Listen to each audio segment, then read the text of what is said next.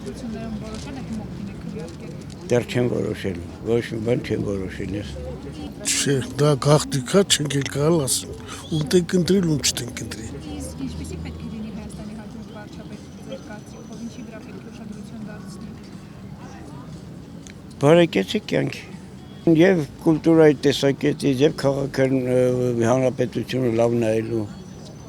Ինչպեսին պետք է լինի Հայաստանի հաջորդ վարչապետը, ինչ խնդիրների վրա շեշտադրել։ Ես այս պահին անձիանուն չեմ շեշտի, բայց ամենակարևորը կիրթ եւ ազգային։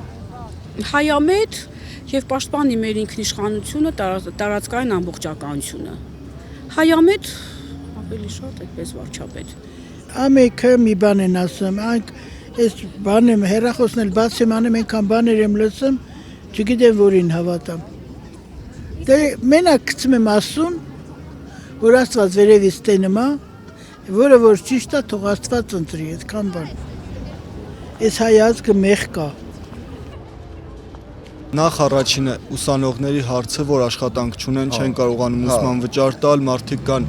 գյուղերից են, ուրիշ քաղաքներից են, որ այստեղ վարձով են ապրում, աշխատանք չունեն, իսկ ստեղի աշխատանքները հարմար չեն ուսանողության համար։ Առաջին խնդիրն է դա։ Օրինակ իմ ընկերների անունից ես այստեղ բնակության խնդիր չունեմ, էլի, մենք այստեղից ենք, բայց օրինակ շատ ընկերներ ունեմ, որ մարզից են ու իրանց համար շատ դժվար է, վարձը շատ թանկ է տների ու իրանք չեն կարողանում եւ միաժամանակ տան վարձի գումարը տալ եւ ուսման վարձերը տան։ Սոցիալական շատ խնդիրներ կան, էլի, այս պահին մենակ ուսանողներին չտարեցնի համար շատ դժվարություններ կան, առհասարակ ընդհանրապես Վանաձորի համար ինձ թվում է շատ մեծ խնդիրներ կան։ Աշխատանք չկա, դա ամենամեծ խնդիրն է։ Աղջիկ ջան, երգիր չկա, պետք է գործարաններն աշխատի։ Գործարանները առանց աշխատանքի չի լինի։ Ես 16 ժամ աշխատել եմ սովետի ժամանակ, որը 16 ժամ։ Հիմա ինձ նպաստա թոշակը, կոմունալ վարձերը մուծում են, այդ բան չի մնում։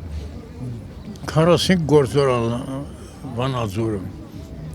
Ամեն գործարանը 1500 հոգի աշխատել։ Խիմկոմբինատը կրվգասուտկի աշխատել է 24 ժամ։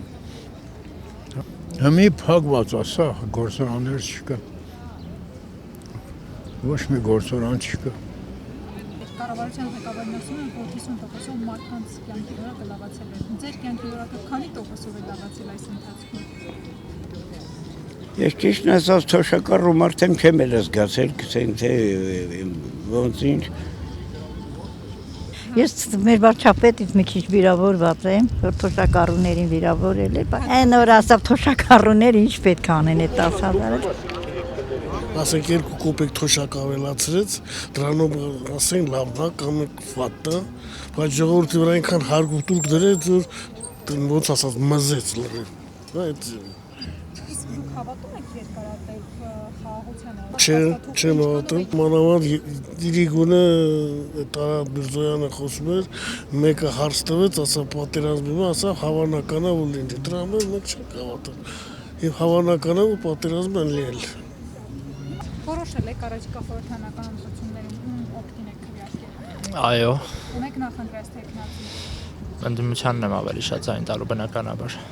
Եվ ինչպեսին պետք է լինի ձեր կարծիքով երկրի հաջորդ վարչապետը, ինչ խնդիրների վրա պետք է ուշադրություն դարձնել։ Առաջին հերթին երկրի վարչապետը պետք է լինի ուժեղ, կարողանա իր երկիրը լավ ներկայացնել բոլոր մակարդակներով, բոլոր տեղերում եւ իհարկե մտածող լինի իր երկրի մասին։ Ամենակարևորը հայրենասեր մարդ պետք է լինի։ Տեխնացուի անուն բնականաբար չեմ նշի, բայց պետք է ճուրանա իր պատմությունը, ճուրանա Արցախը, ճուրանա այն ինչ ունեցել ենք եւ Նժդեհի, Անդրանիկի եւ մեր մնացած հերոսների շարունակողը լինի եւ այդ գաղափարախոսությունների կրողը, այլ ոչ թե ժխտողը եւ Հայաստանը փոքրացնողը։ Ձեր կարծիքով Փաշինյանի կառավարմանը տարիները ինչ խլեցին Հայաստանը։ Խլեցին իմ ընկերներին, խլեցին իմ հարազատների ընկերներին, խլեցին լիքը աղջիկների սերերին, շատ բան խլեցին ամենակարևորը, խլեցին մեր զինվոր ընկերներին, մեր զինվոր եղբայրներին եւ իհարկե խլեցին մի շատ կարևոր տարածք, Հայաթափվեց Արցախը, չարվեց ոչինչ, եւ ինչ տվեցին, ոչինչ բնականաբար, բայց խլեցին ամեն ինչ, ինչ թողեցին։ Փաշինյանն ասում է, եթե ես չընտրեմ, մենք չընտրվենք, պատերազմ է լինելու։ Շատ ներեցեք, բայց իր օրոք քանի պատերազմ եղավ, հա, որից մեկի մասնակիցն էլ եղել եմ։ Ինչևէ, համենայն դեպս ես կասեմ, որ 7-8 տարվա մեջ եղավ 3 պատերազմ։ Շատ քիչ տարածք է մնացել մեր երկրում։ Տեսեք ինչքան ենք կորցրել, ես չեմ պատրաստվում կորցնել մնացածը եւ ես չեմ պատրաստվում լքել իմ հայրենիքը։ Համենայն դեպս ես հակադարձումս հետեւյալն է, որ իսկ երբ դուք կառավարում էիք, արդյոք խաղաղություն էր այդ կառավարման տարիներին։ Պատմությունը երբեք չի մոռացվում, մենք պետք է ամուր կարճած լինենք մեր ազգային արժեքներից, երբեք չմոռանանք այն, ինչ արվել է,